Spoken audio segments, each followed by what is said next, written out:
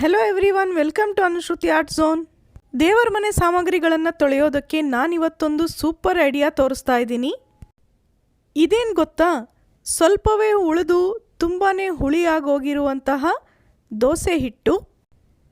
ಇಷ್ಟೊಂದು ಹುಳಿ ಬಂದಿರುವಂತಹ ಹಿಟ್ಟಿಂದ ದೋಸೆ ಮಾಡಿ ತಿನ್ನೋದಕ್ಕೂ ಆಗೋದಿಲ್ಲ, ಹಿಟ್ಟನ್ನು ಸುಮ್ಮನೆ ಚೆಲ್ಲೋದಕ್ಕೂ ಮನಸ್ಸು ಬರೋದಿಲ್ಲ ಅಲ್ವಾ? ಅಂತಹ ಟೈಮ್ನಲ್ಲಿ ಈ ಉಳಿದಿರುವಂತಹ ಹಿಟ್ಟನ್ನು ದೇವರ ಮನೆಯ ಹಿತ್ತಾಳೆಯ ಪೂಜಾ ಸಾಮಗ್ರಿಗಳನ್ನು ತೊಳೆಯೋದಕ್ಕೆ ಬಳಸಬಹುದು.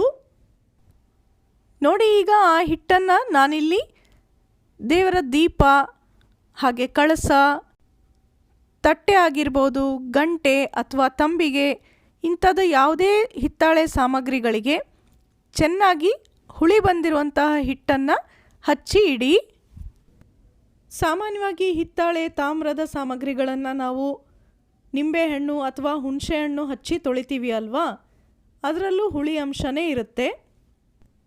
ಅದರ ಬದಲಿಗೆ ನಿಮ್ಮ ಮನೆಯಲ್ಲಿ ಯಾವತ್ತಾದರೂ ಈ ರೀತಿ ತುಂಬಾ ಹುಳಿ ಬಂದಿರುವಂತಹ ದೋಸೆ ಹಿಟ್ಟು ಉಳಿದೋಗಿದ್ರೆ ಅದರಿಂದನೂ ಕೂಡ ಹಿತ್ತಾಳೆ ಸಾಮಗ್ರಿಗಳನ್ನು ತೊಳಿಬಹುದು. ನೋಡಿ, ನಾನೀಗ ಎಲ್ಲದಕ್ಕೂ ದೋಸೆ ಹಿಟ್ಟನ್ನು ಚೆನ್ನಾಗಿ ಹಚ್ಚಿ ಇಟ್ಟಿದ್ದೀನಿ. ನಿಮಗೆ ಟೈಮ್ ಇದ್ದರೆ ಈ ರೀತಿ 5ರಿಂದ 10 ನಿಮಿಷ ಬಿಡಬಹುದು, ಇಲ್ಲ ಅಂದರೆ ತಕ್ಷಣ ಕೂಡ ತೊಳಿಬಹುದು, ಚೆನ್ನಾಗೇ ಕ್ಲೀನ್ ಆಗುತ್ತೆ.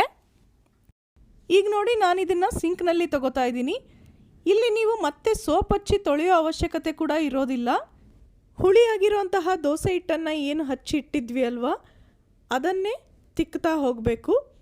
ಈಗ ಸೋಪ್ ಹಚ್ಚಿ ತೊಳೆದ್ರೆ ಹೇಗೆ ತೊಳಿತೀವಿ ಅಲ್ವಾ, ಅದೇ ತರಹ ಇದೇ ಹಿಟ್ಟನ್ನು ಉಜ್ಜಿ ತೊಳಿಬೇಕು. ಹೀಗೆ ಇನ್ನು ಬೇರೆ ಬೇರೆ ವಿಧಾನದಲ್ಲಿ ದೇವರ ಮನೆಯ ಪೂಜಾ ಸಾಮಗ್ರಿಗಳನ್ನು ತೊಳೆಯೋದ್ರ ಬಗ್ಗೆ ಎಷ್ಟೊಂದು ವಿಡಿಯೋಗಳು ನಮ್ಮ ಚಾನಲ್ನಲ್ಲಿ ನಿಮಗೆ ಸಿಗುತ್ತೆ. ಇದಿಷ್ಟೇ ಅಲ್ಲ, ಹಳೆ ಬಟ್ಟೆಗಳನ್ನು ಹೇಗೆ ಮರುಬಳಕೆ ಮಾಡಬಹುದು, ಅಡುಗೆ ಮನೆಯಲ್ಲಿ ದಿನನಿತ್ಯ ಉಪಯೋಗವಾಗುವಂತಹ ಹಲವಾರು ಟಿಪ್ಸ್ಗಳು, ಈ ಥರದ್ದೆಲ್ಲ ವಿಡಿಯೋಗಳು ರೆಗ್ಯುಲರ್ ಆಗಿ ನಿಮಗೆ ಸಿಗುತ್ತೆ. ಇಷ್ಟಾದ ನಂತರ ನೋಡಿ, ಈಗ ಇದನ್ನು ನಾರ್ಮಲ್ ನೀರಿನಲ್ಲಿ ತೊಳಿತಾ ಇದ್ದೀನಿ. ಸೋಪ್ ಆಗಲಿ ಸೋಪಿನ ಪುಡಿ ಆಗಲಿ ಏನನ್ನೂ ಹಚ್ಚಿಲ್ಲ. ನೋಡ್ತಾ ಇದ್ದೀರಲ್ವಾ ಎಷ್ಟು ಕ್ಲೀನ್ ಆಯಿತು ಅಂತ. ಇದೇ ರೀತಿ ಈಗ ಉಳಿದ ಎಲ್ಲ ಸಾಮಗ್ರಿಗಳನ್ನು ತೊಳೆದಿಡಬೇಕು.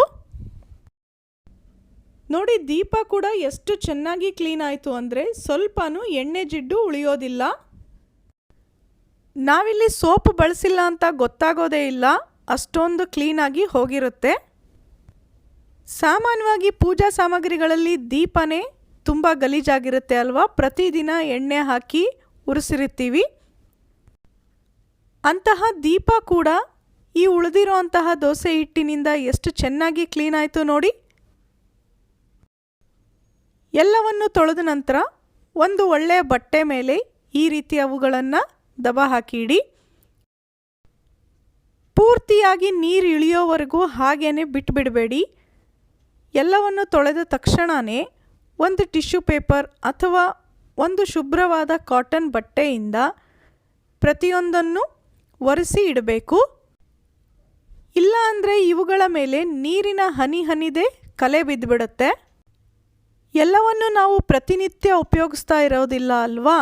ಹಾಗಾಗಿ ತೆಗೆದಿಡೋದಕ್ಕೂ ಮುಂಚೆ ಈ ರೀತಿ ನೀಟಾಗಿ ಒರೆಸಿ ತೆಗೆದಿಡೋದ್ರಿಂದ ಪೂಜಾ ಸಾಮಗ್ರಿಗಳು ತುಂಬ ದಿನಗಳವರೆಗೆ ಬಾಳಿಕೆ ಬರುತ್ತೆ. ಸೊ ನಿಮಗೆಲ್ಲ ಇವತ್ತಿನ ಈ ವಿಡಿಯೋ ಇಷ್ಟ ಆಯಿತು ಅಲ್ವಾ? ಹಾಗಿದ್ರೆ ಮರಿದೆ ಲೈಕ್ ಮಾಡಿ, ಬೇರೆಯವ್ರ ಜೊತೆಗೆ ಶೇರ್ ಮಾಡಿ. ಅಲ್ಲದೆ ನೀವು ಯಾವ ರೀತಿ ಪೂಜಾ ಸಾಮಗ್ರಿಗಳನ್ನು ಕ್ಲೀನ್ ಮಾಡ್ತೀರಾ ಅನ್ನೋದನ್ನು ಕಾಮೆಂಟ್ ಮಾಡಿ ತಿಳಿಸಿ. ಮತ್ತೆ ಸಿಗೋಣ ಇನ್ನೊಂದು ಇಂಟ್ರೆಸ್ಟಿಂಗ್ ಹಾಗೆ ಯೂಸ್ಫುಲ್ ವಿಡಿಯೋ ಜೊತೆ. Thanks for watching.